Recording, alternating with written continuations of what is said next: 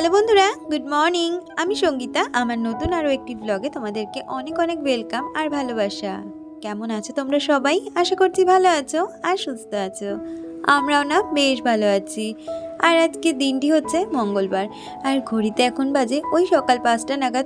তোমাদেরকে সাথে নিয়ে আজকের ভিডিওটা এখান থেকে শুরু করছি। আই হোপ ব্লগটা তোমাদের একটু হলেও ভালো লাগবে। যদিও বা এখন দুষ্টু নেই, সকালে 5টার সময় ওঠার কোনো প্রয়োজনই পড়ে না আমার, কিন্তু ওই যে কালকে তোমাদের জানিয়েছিলাম না, আজকে একটু কিন্তু আমার বাইরে বেরোনোর রয়েছে। আর মনে হয় কি, যখনই বাইরে বেরোই তার আগে যদি সংসারের সমস্ত কাজ একটু সকাল থেকে শুরু করে শেষ করে নিতে পারি, তাহলে কিন্তু আমার বাইরে গিয়েও আর ঘরের কাজের জন্য চিন্তা থাকে না। সেই জন্য সকালটা অনেক তাড়াতাড়ি শুরু করে দিয়েছি। আর এদিকে বাসি কাজগুলো আগে সেরে নিচ্ছি। তার মধ্যে জানো তো আজকে আবার একাদশী, তো সমস্ত কিছুই একেবারে মিলিয়ে মিশিয়ে পড়েছে, কিন্তু কাজ তো কাজের মতন চলতেই থাকবে, তাই না বলো? আমাকে শিউলি নিয়োগী বলে একজন কমেন্ট করেছে। সে আমাকে বলেছে তাকে যেন আমি কাকিমা বলেই ডাকি। তার অনেক বড় একটা কমেন্টটা পড়ে আমি কিন্তু ভীষণ খুশি হয়েছি। তাই আমি চাই যে আমার ব্লগে তার কমেন্টটা পড়তে। লিখেছো, হ্যালো সঙ্গীতা, কেমন আছো? আমি খুব ভালো আছি। আমি তোমার থেকে অনেক বড় হই, তাই তোমার নাম ধরেই ডাকলাম।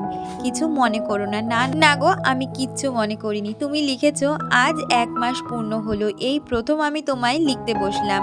তোমার কাছে আমি চিরকৃতজ্ঞ সঙ্গীতা, কারণ আমি তোমার থেকে অনেক অনেক কিছু শিখেছি। আমার স্বামীও গভর্নমেন্ট সার্ভিস করে না। আমি খুব সংসারের খরচ করে ফেলতাম, কিছু জমাতেই পারতাম না। কিন্তু তোমার ভিডিও দেখার পর আমি 1 মাস তোমার মতন করে চলে, বিশ্বাস করো, সব কিছু অনেকটাই সেভ করেছি। আমার এত ভালো লাগছে বলে বোঝাতে পারবো না। তুমি খুব মিষ্টি একটা মা ও গৃহিণী। তোমরা সবাই খুব ভালো থাকো। তোজো আর দুষ্টুকে আমার অনেক আদর আর ভালোবাসা দিলাম। লোকনাথ বাবা আর গোপাল সোনার কাছে প্রার্থনা করি তোমাদের দুজনের মনের সব আশা খুব তাড়াতাড়ি বাস্তবিত করবেন। আমি কাল থেকে রোজ তোমায় কমেন্ট করব। আমার তুমি কাকিমা বলে ডাকতে পারো। আজ রাখলাম গো। থ্যাংক ইউ সো মাচ কাকিমা, এত সুন্দর একটা কমেন্ট করার জন্য।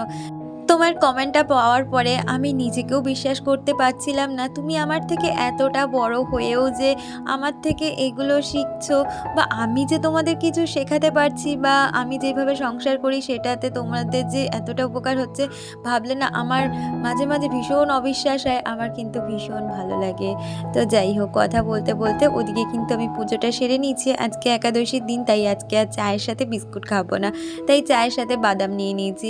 আর জানো তো, আজকে সারাদিন বাইরে গেছিলাম, এত বাদাম খাওয়া হয়েছে, রাত্রিবেলা প্রচণ্ড পরিমাণে গ্যাস হয়ে গেছে, আর তারপরে মাথা যন্ত্রণা।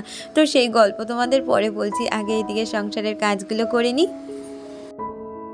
আমরা যেহেতু 11:30 নাগাদ বেরোবো সকালের দিক করে, সেই জন্য তোজোকেও আজকে স্কুলে পাঠাইনি। ওই ঘরে তোজো বসেছে পড়তে, আর আমি এদিকে বিছানাটা গুছিয়ে নিচ্ছি। আবার এই ঘরের বিছানাটা গোছানো হয়ে গেলে তারপরে আবার তোজোকে এই ঘরে পাঠিয়ে দেবো। কারণ কি জানো তো, এই ঘরের জানলাটা এতটাই বড়, আর ঘরে না লাইট না জ্বালালে, যদি জানলার ধারে বসা হয় তাহলে কিন্তু খুব সুন্দর আলো আসে, আর তোজো কিন্তু বিনা লাইটে পড়তেও পারে। তাই জন্য ওই ঘরটাই আমি সবসময় প্রেফার করি পড়াশুনোর জন্য, তাতে না কারেন্টটা অনেকটা সেভ করা যায়। আর এই ঘরে আমার লাইট না জ্বালালে হয়ই না, এমনকি একটা লাইটও হয় না, 2টো লাইট জ্বালাতে লাগে, যেহেতু ঘরটা অনেকটা বড়। আর তারপরে জানলা, তো ওই জানলাটা একদমই খুলি না, কারণ ওই সাইডটা না প্রায় জঙ্গলে ভর্তি। তাই জন্য সকালের দিক করে বাচ্চারা যদি পড়তে যায়, আমি আমাদের ঘরটাই বেশি আগে প্রেফার করি, কারণ ওইদিকে কারেন্টের বিলটা একটু কম ওঠে, লাইট জ্বালাতে হয় না, সেই জন্য। তো যাই হোক, কথা বলতে বলতে এই দিকের বিছানাতে বইপত্রগুলো গুছিয়ে নিয়ে বিছানাটাকেও সুন্দরভাবে ঝেড়ে নিয়েছি। আর এদিকে না বেশ কিছু জামা কাপড় ছিল, যেগুলো কিনা হাজবেন্ডের। তো কি বলো তো, প্রতিদিন তো আর অফিসের জামা কাপড় কাচা হয় না, কিন্তু ওটা যদি একটু মাঝে মধ্যে, আমি মাঝে মধ্যে না প্রতিদিনই রোদ্রে দিই, কারণ দেখবে মানুষের গায়ের একটা গন্ধ থাকে, তো সেটা একটু রোদ্রে দিলে কিন্তু গন্ধটাও কেটে যায়, আর বেশ জামাটা করকরে হয়ে যায়। আজকের সকাল থেকে ওয়েদারটা একটু ভালো ছিল, কিন্তু বেলা করে আবার বৃষ্টি নেমেছে। যদিও বা জামা কাপড়গুলো আমি যাওয়ার আগে তুলে রেখেই গেছিলাম, না হলে সমস্ত জামা কাপড় আমার ভিজে যেত। আর এদিকে এসে আমি সোফার জামা কাপড়গুলো একটার পর একটা গুছিয়ে সুন্দরভাবে রেখে দিচ্ছি। আমাকে টুম্পা কমেন্ট করেছিলে, তুমি লিখেছিলে, আজকের ব্লগটা ভীষণ ভালো লাগলো, আমার ছেলেও তোমার ব্লগের অপেক্ষা করে। ওর নাম শুভন। ভালো থেকো, তোমরা সবাই খুব ভালো থেকো। হাই শুভন, কেমন আছো? যদি আজকের ভিডিওটা দেখে থাকো আমার, অবশ্যই একটা কমেন্ট করে জানিও। কি জানো তো, তোমাদের সকলেরকে আমি সবসময় একটা কথাই বলি, ইউটিউব আমাকে কিছু দিক যা না দিক, তোমাদের মতন এত ভালো ভালো মানুষজনকে আমার কাছে পেয়েছি, এটাই আমার কাছে অনেক বড় পাওয়া। আর ইউটিউব থেকে কিছু পাইনি এটা বলবো না, কারণ অনেকেই আমাকে জিজ্ঞেস করেছিলে আমি ইউটিউবের ফার্স্ট পেমেন্ট পেয়েছি কিনা। তবে অনেক দিনই হয়ে গেল আমি ইউটিউবের কিন্তু মানে যেই $100 ক্রাইটেরিয়া সেটা কিন্তু পূরণ করেছি। তবে কি জানো তো, এখনও আমার টাকাটা ট্রান্সফার হয়নি। জানি না এটা কত দিনে বা কত তারিখের মধ্যে হয়। আমি ওই টেক চ্যানেল দেখে দেখে করার চেষ্টা করছি। যদি আমি এই মাসে উইথড্রল করতে পারি, অবশ্যই তোমাদের সামনে সেই ভিডিও নিয়ে আসবো আমার ফার্স্ট পেমেন্টের। আর ওইদিকে ঘর দোর গুছিয়ে আমাদের আজকে একাদশীতে যেই সিদ্ধটা খাই সেই সিদ্ধটা করে নিয়েছি, সাথে তোজোকে একটু আলু সিদ্ধ ভাতও খাই দিয়েছিলাম। হ্যালো বন্ধুরা, গুড ইভিনিং। এখন ঘড়িতে বাজে ওই বিকাল 5:30 নাগাদ। তোমাদের কালকেও জানিয়েছিলাম আর সকালেও বললাম আজকে একটু বেরোবো, কাজ ছিল কিছু অফিসিয়াল ওয়ার্ক, মানে আমার আধার কার্ড, তোজোর আধার কার্ড এগুলো করানোর ছিল। আমারটা জাস্ট ট্রান্সফার করানোর ছিল, জানো তো। মানে 9 বছর বিয়ে হয়েছে, এখনো পর্যন্ত আধার কার্ড ট্রান্সফার করানো হয়নি। এখন অনেক কাজের ক্ষেত্রে অসুবিধে হয়ে যাচ্ছে। তো অনেক সাইবার ক্যাফে গেছিলাম, যেখানে শুধু টাকাই নিয়েছে, অনেক টাকা খরচা করেছি জানো তো আমার ট্রান্সফারের জন্য, কিন্তু কোথাও গিয়ে করাতে পারিনি। লাস্টে আমাদের এখানে সল্টলেকের সেক্টর 5-এ গিয়ে, মানে এখানে যে আধার সেবা কেন্দ্র একদম মেন যে জায়গাটা, সেখানে গিয়ে আজকে সমস্ত কাজ কমপ্লিট করে এলাম। ওরা বললো 15 দিন থেকে 1 মাসের মধ্যে আধার কার্ড চলে আসবে। তো এই হয়েছে ব্যাপার। সমস্ত কাজ মিটিয়ে বাড়িতে ঢুকলাম ওই 4:45 নাগাদ। বাবাও গেছিলো আমাদের সাথে। তো 4:45 নাগাদ বাড়িতে ঢুকলাম। আর তোজোর তো এই সপ্তাহটা 5টা থেকে পড়া, তাই এসে তোজোকে বললাম তুই একটু রেস্ট নিয়ে নে, ওকে 5:10-এ পড়তে দিয়ে এলাম। তারপরে হাজব্যান্ডও আমাদের সাথে গেছিল, তাই জন্য ও আর সকালের দিকে কাজ করতে পারিনি। ওর একটু এমার্জেন্সি কাজ আছে, ও জাস্ট বেরোলো।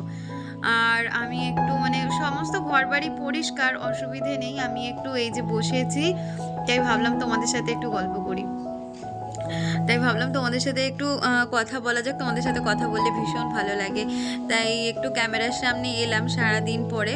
সকালে তো অনেকগুলো কাজবাজ করেছি, তার মধ্যে আজকে হচ্ছে একাদশী। তো রান্নাবান্না তো বিশেষ কোনো মানে সেই রকমভাবে কিছু করার নেই। রাত্রিবেলা দেখি হাজব্যান্ড বলছে যে রাত্রিবেলা সাবু খাবো, বা সাবুর যেই ওই কাটলেটটা বানাই সেটা করবো। আর আজকে জানো তো দুষ্টু আসবে, অনেক দিন পর ওকে দেখলে বেশ ভালোই লাগে, ও আসবে। তোজোটাও কিরকম ঝিম দিয়ে গেছে দুষ্টুটার জন্য। দুষ্টুকেও আমার মনে হয় হাজব্যান্ডই নিয়ে আসবে একটু রাত্রের দিক করে, ও আসবে। তোজো আর দুষ্টুর জন্য দেখি যদি কিছু করতে হয়, না হলে হাজব্যান্ড বলেছে ওদের জন্য একটু রুটি নিয়ে আসবো, আর তুমি যদি ঘরে কিছু পারো তরকারি বা মিষ্টি করে নিও। তো এরকমভাবে বাকি বিকালটা কাটাবো। তো এখন 5:30 বাজে, এখন আকাশ তো ভীষণ পরিষ্কার। আর এসে একটু ঘর বারান্দাটা ঝাড় দিয়ে নিয়েছি, ঘর দোর তো পরিষ্কারই রয়েছে। এখন আর কোনো কাজ নেই, ওই 6:30টার দিকে যাব সন্ধ্যা দিতে। তাহলে বন্ধুরা বাকি সারাটা ক্ষণ যেভাবে কাটাবো তোমাদের সাথে শেয়ার করব। তোমরাও ভিডিওটার সাথে জুড়ে থেকো। আর কেমন লাগলো ভিডিওটা অবশ্যই কমেন্টে জানিও। আর হাজব্যান্ডের লোকালি একটু কাজ ছিল, তো সেই কাজটা মিটিয়ে চলে এসেছে। এখন দুজনের জন্য 2 কাপ চা বানিয়ে নিচ্ছি। তারপরে চাটা খেয়ে ও আবার যাবে দুষ্টুকে আনতে। বলেছিলাম না আজকে দুষ্টুকে আনবে, তো ওইদিকে দুষ্টুকে আনতে যাবে আর আমি ওইদিকে সন্ধিটা দিয়ে নেব। আমাকে দীপা কমেন্ট করেছিলে, তুমি লিখেছিলে খুব সুন্দর হয়েছে দিদিভাই ভিডিওটা। আমার খুব মন খারাপ, আমার ভিডিওতে একদমই ভিউজ হচ্ছে না গো দিদিভাই, কিছু ভালো লাগছে না, একদম ডিমোটিভেট হয়ে যাচ্ছি। তোমাকে আমি একটাই কথা বলবো, ডিমোটিভেট হয়ে না, নিজের কাজে ফোকাস রাখো। ভিউজের আপ অ্যান্ড ডাউন আমাদের প্রতিটা মানুষের হয়। দেখো আমার 1 সপ্তাহ আগের ভিডিওতে অনেক ভিডিও রয়েছে যেটা 500-600 হয়েই কিন্তু আটকে গেছিলো, তারপরে আর ভিউজ বাড়েইনি। তা বলি কি আমি ছেড়ে দিয়েছি? আমি কিন্তু ছেড়ে দিইনি, আর ডিমোটিভেটও হইনি। ইউটিউব দেখে তোমার ধৈর্য কতটা, তুমি কতটা ভালোবাসা দিয়ে কাজটা করো। তো কাজ করে যাও, ফল নিশ্চয়ই একদিন না একদিন পাবে। আর কি বলতো, ইউটিউবে কাজ করা মানে অনেকটাই ধৈর্য, আর আমাদের হাতে কিছুই থাকে না, পুরোটাই ইউটিউব অ্যালগোরিদমের ব্যাপার। তো যাই হোক, এদিকে বাচ্চাদের জন্য একটু তরকারি করে নিলাম, সাথে হাজব্যান্ড রুটি নিয়ে এসেছিল, আর আমাদের একটু সাবু ভিজিয়ে দিয়েছিলাম, সাবু মাখা খাবো। আর বাচ্চাদের জন্য আনা হয়েছিল ফুচকা। তাহলে আজকের ভিডিওটা এই পর্যন্তই রাখছি, দেখা হচ্ছে পরবর্তী ভিডিওর সাথে।